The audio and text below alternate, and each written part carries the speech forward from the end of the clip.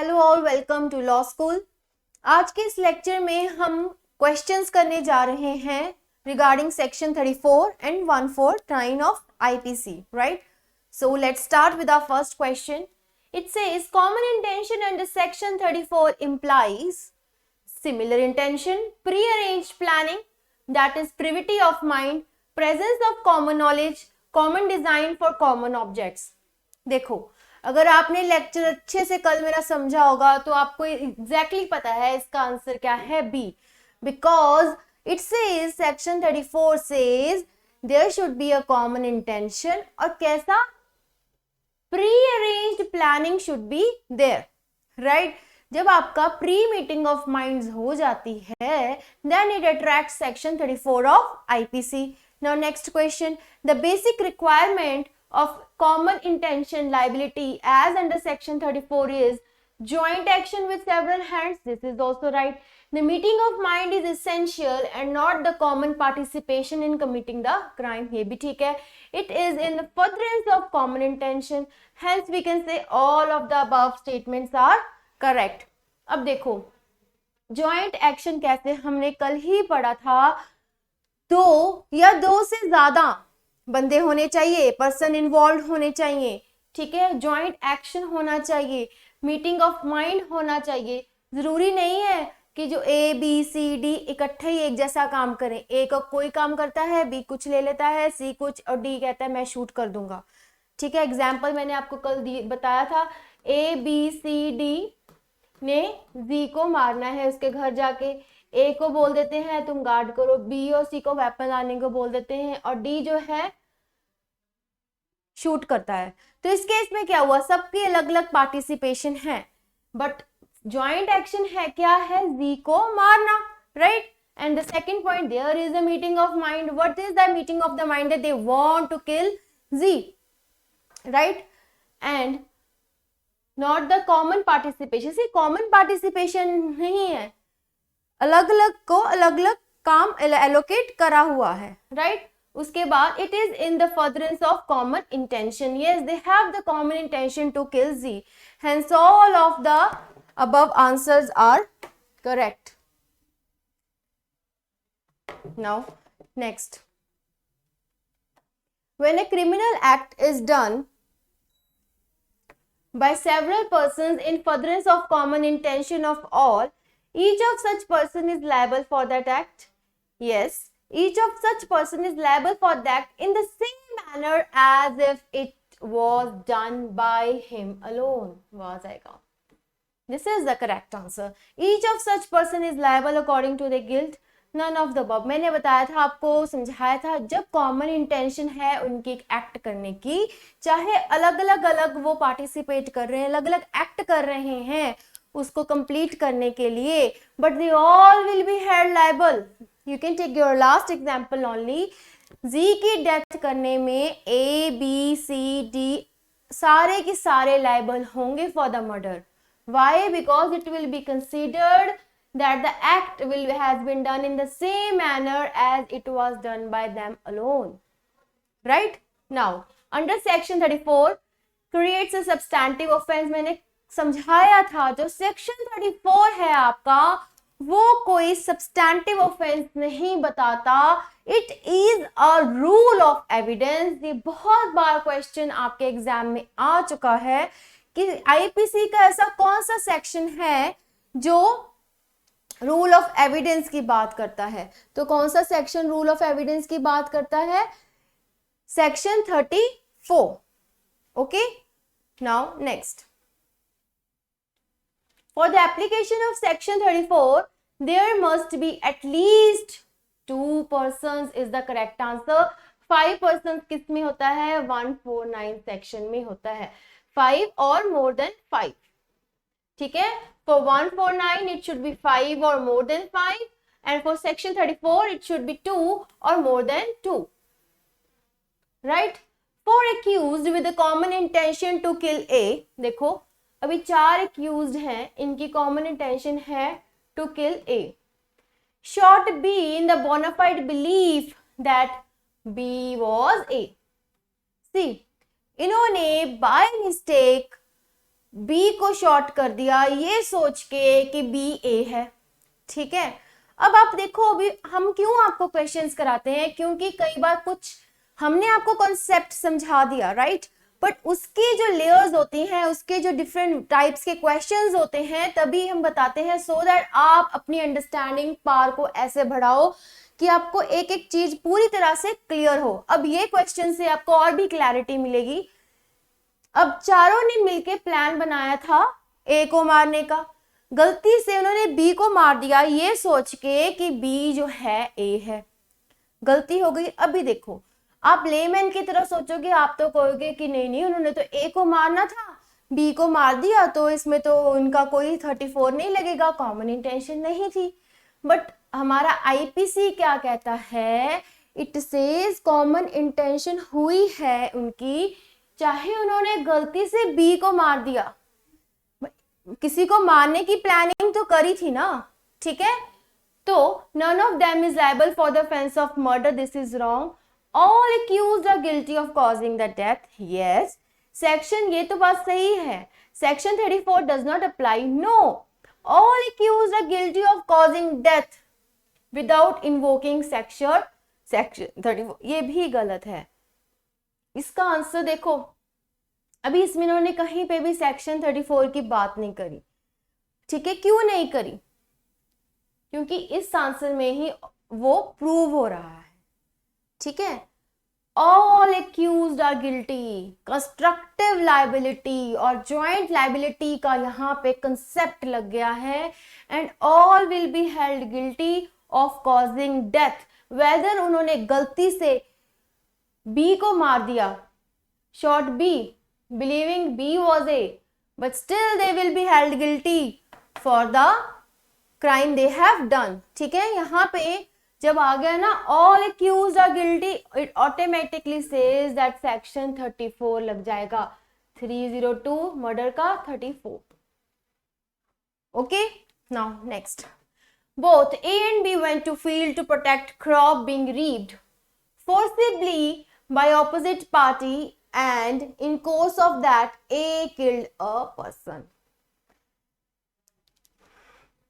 यहां तक पहले समझो, ये कॉमा लगाओ अपने आप। बोथ ए एंड बी जाते हैं खेत में उन टू प्रोटेक्ट क्रॉप बीइंग रीप्ड, ठीक है, फोर्सिबली बाय ऑपोजिट पार्टी, ठीक है, in that course A killed a person. तो ए ने मार दिया किसी को। अब इस केस में देखो, आपको कहीं दिख रहा है इनकी कॉमन इंटेंशन थी या कोई प्री अरेंजमेंट ऑफ प्लान था? No, there was no pre arrangement of plan.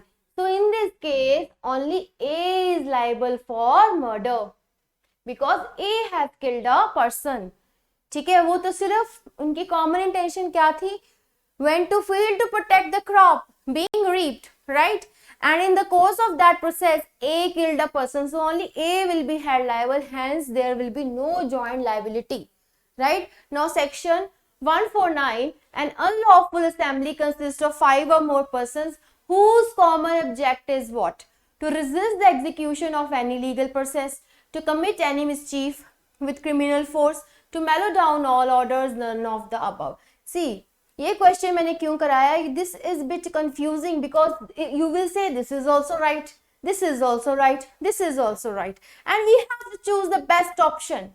Here the best option is B, to commit any mischief with criminal force, because in common object criminal force is a necessity. Criminal force is the necessity to complete that. It is an essential section 149 के लिए, ठीक है। तो जहां पे criminal force आ गया और आपको ही पता है to commit any mischief is covered under section, ये सारे कहाँ पे दिए हुए हैं? section 141 में दिए हुए हैं, जो मैंने आपको पॉइंटर्स कराए थे सारे, ठीक है। So this is the best possible answer, so B is the correct answer. Now next, use of violence by a member of an assembly of 5 or more persons in furtherance of common object will constitute what? 5 or more भी आ गया, common object भी आ गया, answer is unlawful assembly. Mere presence at the scene does not make one a member of unlawful assembly, does make the member of unlawful assembly, does make the member of unlawful assembly if he shared the common object of unlawful assembly. This is the right answer. आपको मैंने करवाया था कि mere presence है, but that person should also have the common object. That is the principal thing, right? Now next, which of the following cases is related to joint liability? इसका ये वाला case है.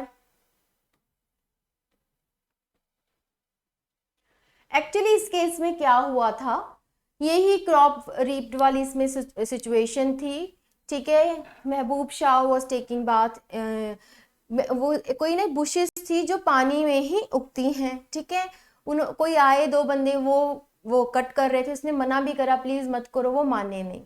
ठीक है, तो उसके नीस ने देख लिया, उसने कहा ये तो हमारे खेत से लेके आए हो, उसने उन दोनों की झपट हो जाती. फिर उसके बाद वही इंसिडेंट में महबूब शाह और वालद शाह आ जाते हैं, इनके पास गन्स होती हैं.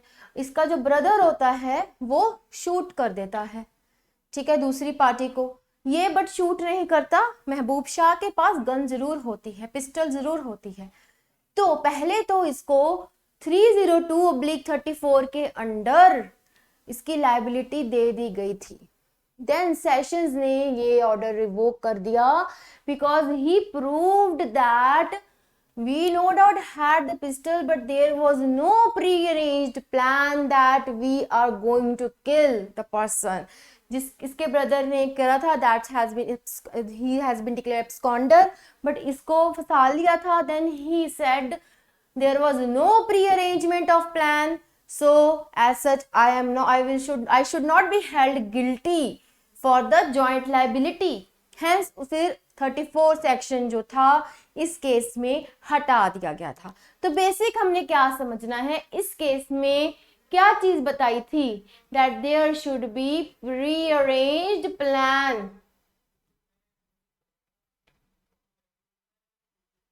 Right, there should be a pre arranged plan, pre arranged meeting of minds you can से,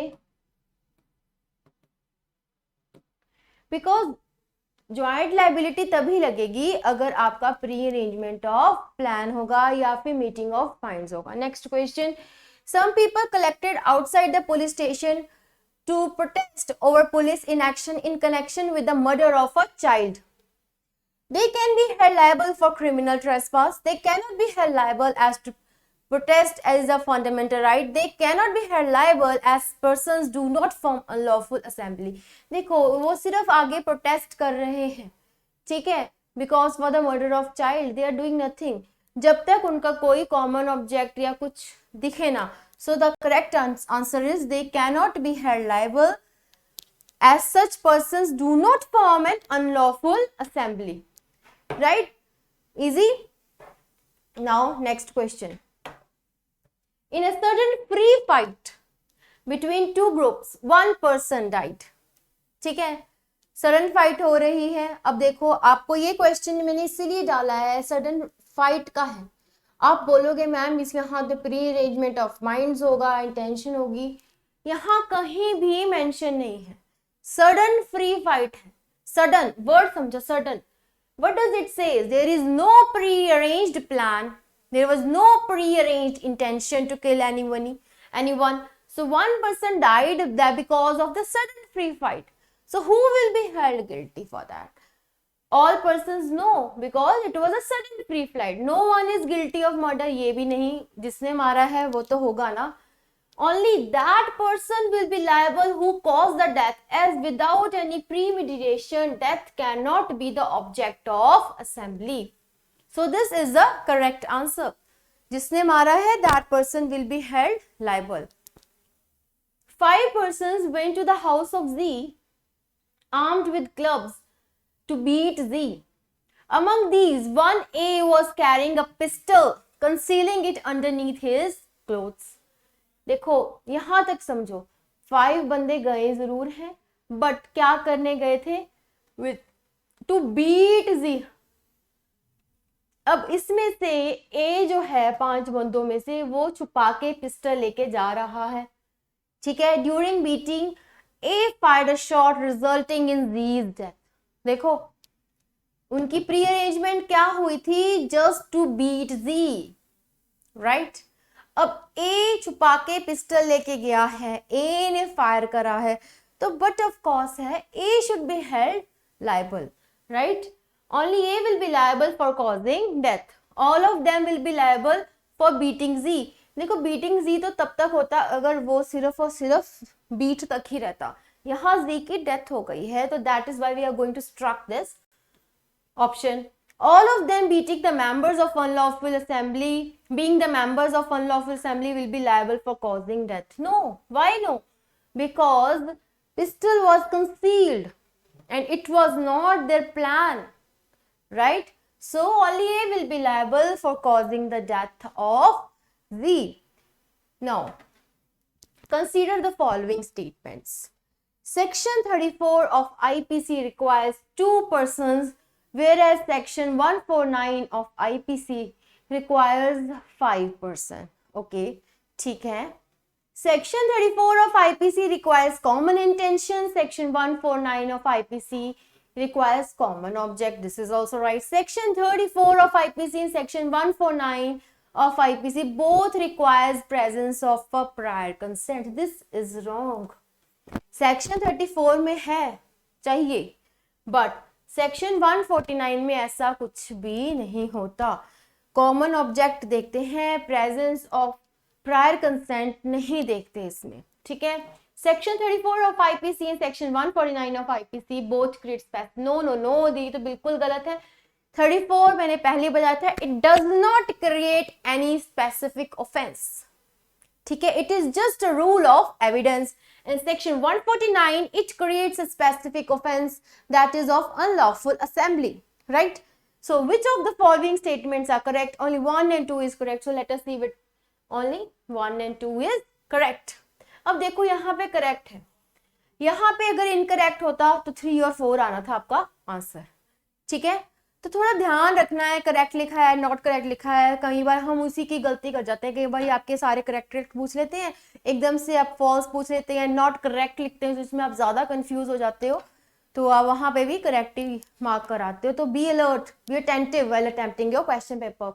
the difference between section 34 and section 149 is that whereas in section 34 there must be, ये तो उल्टा लिख दिया, there must be at least 5%, and इसमें ये तो उल्टा लिख दिया, ये ऑप्शन गलत है। that section 149 is a rule, ये भी गलत है। 149 नहीं है रूल ऑफ एविडेंस, 34 है, और 149 स्पेसिफिक ऑफेंस है, तो ये गलत है। पनिशमेंट का मैंने करवाया था, इफ यू रिमेंबर 143 सेक्शन है इसका, 6 months की पनिशमेंट मिलती है विद फाइन और both. that section 34 requires active participation in action, whereas section 149 requires mere passive membership of the unlawful assembly. This is a right answer, ठीक है। mere passive membership amounts to the offense of unlawful assembly, और यहाँ पे proper active participation होनी जरूरी होती है। that section 34 need not be joined with the principal offense. of course ये तो गलत है, it should be सेक्शन 34 हमेशा हमेशा ज्वाइन करा जाता है प्रिंसिपल ऑफेंस के साथ, जबकि 149 अकेला लग जाता है। 149 मस्ट बी कंबाइंड, तो ये गलत है, ये भी उल्टा लिखा हुआ है, तो ये गलत है। Correct answer is C. Now which of the following items A and B are correct. हमें देखो आइटम ए दी है आपको और आइटम बी दी है, इनमें कुछ पॉइंटर्स हैं, हमें चूज करना है कि कौन सा सही है। तो देखते हैं, common intention within the meaning of section 34 क्या कहती है। Even intention of many persons to commit the same act, implication of a pre-arranged plan, prior meetings of mind between all persons constituting the group. This is right. ये गलत है। A desire of several persons to commit an act without contemplating the consequence, ये कुछ नहीं है, ये layman language वाली बातें करी हुई है। डिजायर डिजूर कुछ नहीं है। B2 is the answer. अब इसमें देखते हैं आइटम बी में 149 के हमें क्लिक करने हैं कौन से सही है। In relation to common intention of C कह रहे हैं जो आपका 149 है, it is in relation to common intention, ये गलत है, it is in relation to common object in order to attain the common object. In relation to common नहीं, in order to attain is the correct answer, because relation नहीं होता इसमें, हमें यहाँ पे जो अनलॉफुल असेंबली का कॉमन ऑब्जेक्ट अटेन जब हो जाता है तब लग जाता है आपका 149। So in prosecution of common object of an unlawful assembly within the meaning of section 149 means in order to attain the common object. So only two is correct. So let us see. ये नहीं. Two alone of both items is correct. Now, very important question.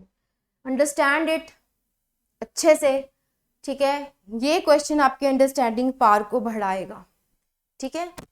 It was alleged that L, M, N, P, Q and R with the common object of taking forcible possession of land belonging to Y entered his land. B causes grievous hurt to Y for the purpose of taking such possession. Presence of Q and R was doubted by the court. पहले इतना question समझो, common object आ गया, possession of land आ गया, ठीक है, trace passing हो गई, 149 लग गया, ठीक है, L, M, N, P, Q and R है, बट Q एंड R का कोर्ट ने जो है डाउट कर दिया कि उनकी प्रेजेंस हमें डाउटफुल है, तो 34 पे आ गया, ठीक है। फिर क्योंकि Q एंड R तो निकल गए तो कौन कौन रह गया, L, M, N and P, 4 बंदे रह गए, ठीक है। उसके बाद P ने ग्रीवियस हर्ट कर दिया, ठीक है, to Y for taking out for the purpose of taking such possession. अब Q एंड R का तो डाउटफुल है, P ने ग्रीवियस हर्ट करा है, L, M, N भी वहां पे है, ठीक है, चाहे P ने इंजरी कॉज करी है ग्रीवियस हर्ट की, चाहे उनमें से कोई भी कर देता, they all will be held liable together, ठीक है, कंस्ट्रक्टिव लायबिलिटी लग जाएगी। Let us see, L, M, N and P are guilty of the offence committed by P on the basis of, ये क्यों नहीं लगेगा, because there are 4 persons, Q and R is doubted by the court. Now L, M, N and P are guilty of unlawful assembly, ये भी गलत, because 4 people, 5 और 5 से मोर चाहिए, Q एंड R का तो डाउट ही है कोर्ट को, तो उनको तो वो कंसीडर नहीं करना अभी हमने, ठीक है। L, M, N are guilty on the basis of section 34, ये तो बिल्कुल गलत है, they are also guilty, P ने करा है, देखो L, M, N and P ने Y को ग्रीवियस हर्ट करा है, ठीक है, गए तो ये Q, R भी थे, बट इनका कोर्ट ने कहा प्रेजेंस हम डाउट कर रहे हैं, तो ये 4 ही हैं, जब 4 हैं तो कौन सा लग जाएगा, 34, ठीक है। Now next question, X and Y had independently entertained the idea to kill Z। अब देखो यहाँ पे वर्ड आ गया इंडिपेंडेंटली, कुछ ज्वाइंट नहीं है इनका, इंडिपेंडेंट है, तो ये किस चीज की बात करता है, ये सिमिलर इंटेंशन की बात करता है, ना कि कॉमन इंटेंशन की बात करता है, ठीक है। X and Y had independently entertained the idea to kill Z. Accordingly, with each of them separately inflicted wounds on Z, who dies in consequence. X and Y are liable for murder with the aid of section, ये बात गलत लिख दी, X and Y are liable for murder but not under the aid of section 34. I had explained this also in my lecture. जब ऐसा होता है तो X को अलग से मिलेगी 302 के अंडर पनिशमेंट और Y को अलग से मिलेगी, because there is similar intention. अगर कॉमन होती तो दोनों को 34 के अंडर मिलनी थी, ज्वाइंट लायबिलिटी लग जानी थी, ठीक है, बट अलग अलग से एक्ट करा है, इंडिपेंडेंटली करा है, though there was similar intention, they will be held liable for the murder, but it should not be clubbed. It should not be under section 34. So this statement is true false है ना, तो it is false. It is wrong. False, हाँ. When a criminal act is done by several persons in furtherance of common intention of all, each of them is liable as if it was done by each of them in a singular capacity. तो ये कह रहा है आपका section 34. So this statement is right. अब हमें पता है A is false, R is right. तो देखते हैं A is false, R is true. This is the answer. ठीक है, देखो यहां तक बिल्कुल ठीक था आपका. जब यहां पे ये पॉइंट आ गया, आपकी स्टेटमेंट जो है वो फॉल्स हो जाती है. Right now, B happened to be a member of unlawful assembly. A factional fight ensued during which B was injured and retired to the side. Later on a man was killed. Now देखो, presence थी पहले उसकी, B was the member of unlawful assembly. ठीक है, उसके बाद कुछ fight हुई, B की इंजरी हुई, B साइड पे जाके लेट गया. ठीक है, उसके बाद, उसके वहां से जाने के बाद a man was killed. ठीक है, so there was the presence of B now? No, there was no presence of B. So B is guilty? No, because he was not present there. B is not guilty of murder as he ceased to be the member of unlawful assembly at the time when the murder was committed. This is the correct answer. B is not guilty of murder though he happened to be a member of. देखो हमने ये क्यों नहीं टिक करना है, आप layman की तरह या कुछ आपने ऐसे सोचोगे, डिफरेंट नहीं अंडरस्टैंड करोगे, तो आप सी को टिक कराओगे. C is not the correct answer. ठीक है, B is not guilty of murder though he happened to be a member. as देखो, अगर वो मेंबर होता अनलॉफुल असेंबली का, तब he should have been guilty. इसमें कोई उसकी एड नहीं थी, वो बच नहीं सकता था. ठीक है ना, बट उसकी वहां प्रेजेंस नहीं थी. That is why B is not guilty of murder. ठीक है, at that time he was not having the common object because he was retiring at the side. So that is why B is the correct answer.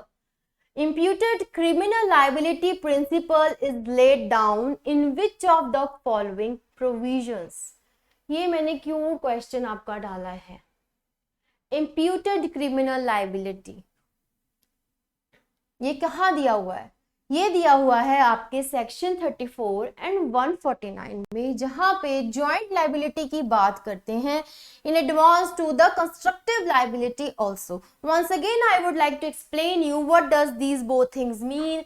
Joint liability says A and B दोनों ने मिलके जब C को मारा, joint liability लग जाएगी. ठीक है, कॉमन इंटेंशन थी, इकट्ठे उन्होंने C को मारा. अब कंस्ट्रक्टिव लाइबिलिटी,